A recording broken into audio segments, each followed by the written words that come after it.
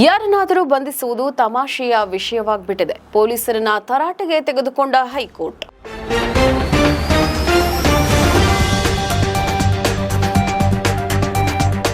ನಿಮ್ಮ ಸುದ್ದಿಗಾರ ಈಗ ಜಿಯೋ ಟಿವಿಯಲ್ಲಿ.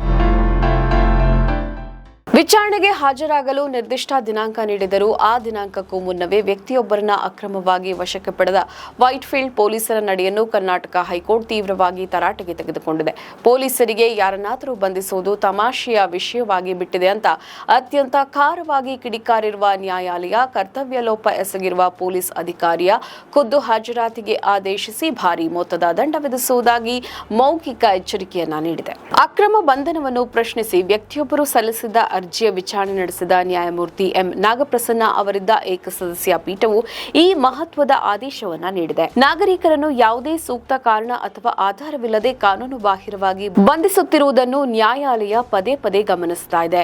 ಈ ಪ್ರಕರಣವು ಅಂತಹ ಅಕ್ರಮ ಬಂಧನಕ್ಕೆ ಸ್ಪಷ್ಟ ಉದಾಹರಣೆಯಾಗಿದೆ ಅಂತ ಪೀಠವು ಪೊಲೀಸರ ಕಾರ್ಯವೈಖರಿಯನ್ನ ತೀವ್ರ ತನಿಖೆಗೆ ಒಳಪಡಿಸಿತು. ಪ್ರಕರಣದ ವಿವರಗಳ ಪ್ರಕಾರ ಅರ್ಜಿದಾರರಿಗೆ ಭಾರತೀಯ ನಾಗರಿಕ ಸುರಕ್ಷಾ ಸಂಹಿತೆ ಸೆಕ್ಷನ್ 35(3) ನೋಟಿಸ್ ನೀಡಲಾಗಿತ್ತು. ಕಾನೂನಿನ ಪ್ರಕಾರ ನೋಟಿಸ್ ಪಡೆದ ವ್ಯಕ್ತಿಯು ತನಿಖೆಗೆ ಸಹಕರಿಸದಿದ್ದಾಗ ಮಾತ್ರವೇ ಬಂಧನ ಕ್ರಮ ಕೈಗೊಳ್ಳಲು ಅವಕಾಶ ಇರುತ್ತೆ. ಆ ದಿನಾಂಕ ಬರುವ ಮುನ್ನವೇ ಅರ್ಜಿದಾರರನ್ನು ಅಕ್ರಮವಾಗಿ ವಶಕ್ಕೆ ಪಡೆದು ಮ್ಯಾಜಿಸ್ಟ್ರೇಟ್ ನ್ಯಾಯಾಲಯಕ್ಕೆ ಹಾಜರುಪಡಿಸಲಾಗಿತ್ತು. ಮೇಲ್ನೋಟಕ್ಕೆ ಈ ಕೃತ್ಯ ಸಂಪೂರ್ಣ ಕಾನೂನು ಬಾಹಿರ ಅಂತ ಕೋರ್ಟ್ ಹೇಳಿದೆ. ಅರ್ಜಿದಾರರ ಪರ ವಕೀಲರು ವಾದ ಮಂಡಿಸಿ ಕಳೆದ 16 ವರ್ಷಗಳಿಂದ ಎರಡು ಕುಟುಂಬಗಳ ನಡುವೆ ಸಿವಿಲ್ ವ್ಯಾಜ್ಯ ನಡೀತಾ ಇದೆ. ಮುಂಜಾನೆ ಅರ್ಜಿದಾರರನ್ನು ಠಾಣೆಗೆ ಕರೆದೊಯ್ದು ಪೊಲೀಸರು ಆಗಸ್ಟ್ 27ಕ್ಕೆ ವಿಚಾರಣೆಗೆ ಬರುವಂತೆ ನೋಟಿಸ್ ನೀಡಿ ಅದೇ ದಿನವನ್ನು ಅಕ್ರಮವಾಗಿ ವಶಕ್ಕೆ ಪಡೆದುಕೊಂಡಿದ್ದಾರೆ ಅಂತ ಪೀಠದ ಗಮನಕ್ಕೆ ತಂದರು. ಈ ವಾದ ಆಲಿಸಿದ ನ್ಯಾಯಪೀಠ ತೀವ್ರ ಅಸಮಾಧಾನ ವ್ಯಕ್ತಪಡಿಸಿ ಆಗಸ್ಟ್ 27ಕ್ಕೆ ಹಾಜರಾಗುವಂತೆ ನೋಟಿಸ್ ನೀಡಿ 25ರಂದೇ ಹೇಗೆ ವಶಕ್ಕೆ ಪಡೆಯಲು ಸಾಧ್ಯ? ಇದೆಂತಹ ಅವಿವೇಕತನ. ಪ್ರತಿದಿನವೂ ಇದೇ ದೊಡ್ಡ ಸಮಸ್ಯೆಯಾಗಿದೆ. ತಾವು ಏನು ಬೇಕಾದರೂ ಮಾಡಬಹುದು ಅಂತ ಪೊಲೀಸರು ಭಾವಿಸಿದ್ದಾರೆ.